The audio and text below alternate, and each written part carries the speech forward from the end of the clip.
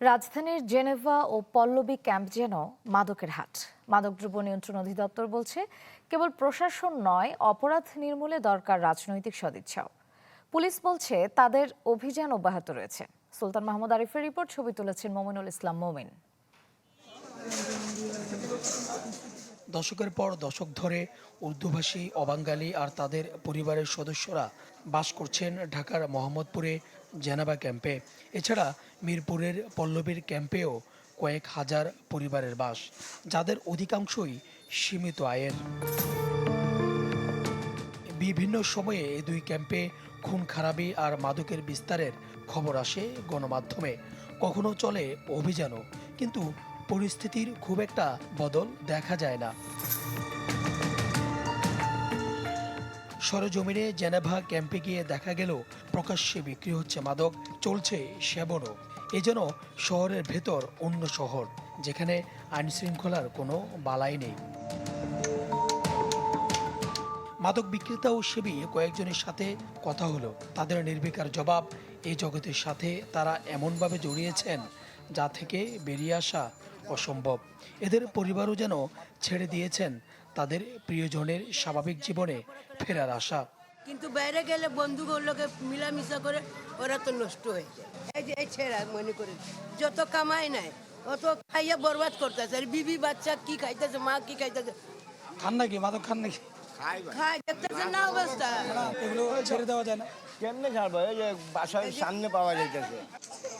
শুধু Geneva camp নয়, মিরপুর পল্লবী ক্যাম্পেও রয়েছে মাদকের বিস্তার। ঘটে নানা রকম অপরাধও। অভিযোগ আছে, ক্যাম্প বাসিন্দারা এসবে বাধা দিলে আসে প্রাণনাশের হুমকি। ওটা অনেক জন আছে এখানে প্রভাবশালী, তারা বলতে পারবো না, বলতে পারলে গুলি করবে তারা। সেখানে মাদক ব্যবসা অনেকটা হয়। এর মূলত কারণ পুলিশ চাইলে কিন্তু সব সম্ভব, এটা আমরা জানি এবং দেশের জনগণও জানে। প্রত্যেকটা ক্যাম্পে ক্যাম্পে মাদক নিয়ে অনেকই সমস্যা। এটার সমাধান যে আসে বলে যে করব বলেই চলে যায়, পরে আর সমাধান হয় না।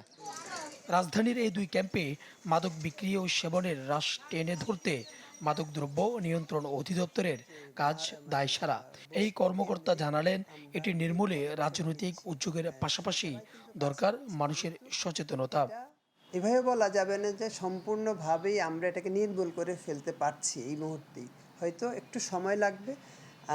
আইন শৃঙ্খলা রক্ষাকারী বাহিনী এবং আমাদের সমাজের যারা বিভিন্ন পেশাজীবী শ্রেণী আছে, সচেতন জনগোষ্ঠী যারা আছে, এবং ইভেন আমাদের রাজনৈতিক নেতাকর্মী যারা আছে, তারাও কিন্তু এই বিষয়ে সচেষ্ট।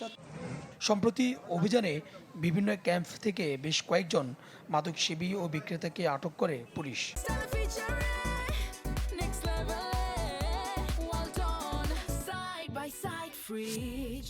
যদিও মূল কারবারি অনেকে রয়েছেন ধরাছোঁয়ার বাইরে।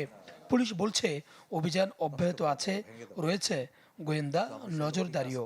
এবং আশা করি আমাদের যে প্রতিনিয়ত অভিযান যেগুলো চলছে সেগুলো আরও জোরদার হবে এবং মাদকের বিরুদ্ধে আমাদের সর্বাত্মক অভিযান সেটা আরও অব্যাহত থাকবে। ক্যাম্পের বাসিন্দারা বলছেন, সত্যিকার অর্থে তাদের জীবনমানে পরিবর্তন আনতে চাইলে সরকারকে নজর দিতে হবে শিক্ষা ও কর্মসংস্থান সৃষ্টিতে। সুলতান মাহমুদ আরিফ, চ্যানেল 24, ঢাকা।